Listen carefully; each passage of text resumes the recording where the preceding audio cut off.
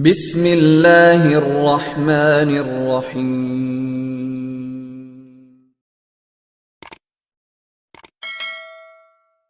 Cerita Masjidil Aqsa ini dari mana? Kapan Masjidil Aqsa didirikan? Pada zaman siapa? Nabi Adam. Iya. Ketika Rasulullah SAW ditanya, apa sih rumah tempat ibadah yang pertama kali diletakkan di muka bumi ini? Ka'bah. Inna awwala baitin wudi'a linnas lalladzi bi Bakkah. Bakkah itu nama lain untuk kota Mekah. Itu yang pertama. Kemudian yang kedua, Masjidil Aqsa. Kam kana bainahuma? Nabi alaihissalatu wasallam ditanya, berapa antara jarak peletakan Mekah, Ka'bah dan Masjidil Aqsa? Berapa tahun? 40 tahun. Kalau ada mungkin yang membaca bahwasanya yang membangun Masjidil Aqsa adalah Nabi Sulaiman. Yang dilakukan oleh Nabi Sulaiman kira-kira sama dengan yang dilakukan Nabi Ibrahim, yaitu meninggikan bangunannya. Sedangkan pondasi-pondasinya sudah ada. Tapi kemudian Masjidil Aqsa dikuasain oleh orang-orang musyrikin. Jamaah kemarin lewat yang namanya lembah Jahannam. Iya, lewat enggak? Yang ada lembah di bawah yang hijau, yang dikatakan ini Wadi Jahannam. Kenapa disebut Wadi Jahannam?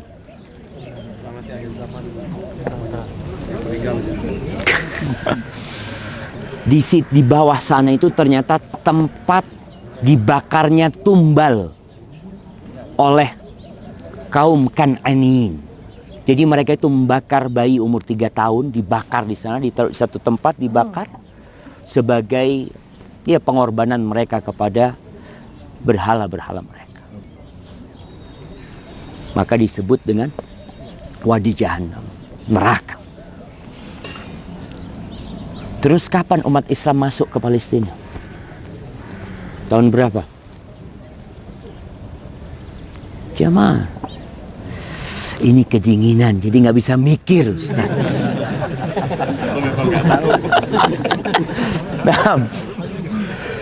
Nah, tahun berapa?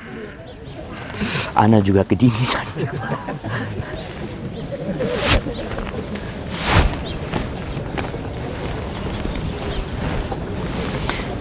Baik, tahun berapa?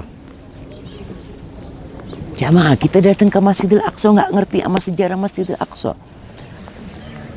Kira-kira pada tanggal 13 Ramadan tahun 15 Hijriah, Umar bin Khattab radhiyallahu taala anhu datang ke tempat ini. Ada yang mengatakan bulan Rajab tahun 16 Hijriah. Umar bin Khattab masuk ke tempat ini. Sebelum masuk ke tempat ini, Umar bertanya kepada Ka'ab al-Ahbar.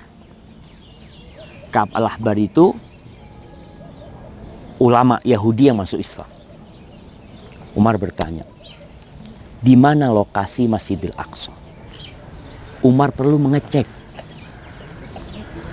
Kenapa? Karena Masjidil Aqsa itu sudah dikuasain oleh orang-orang Nasrani selama 300 tahun.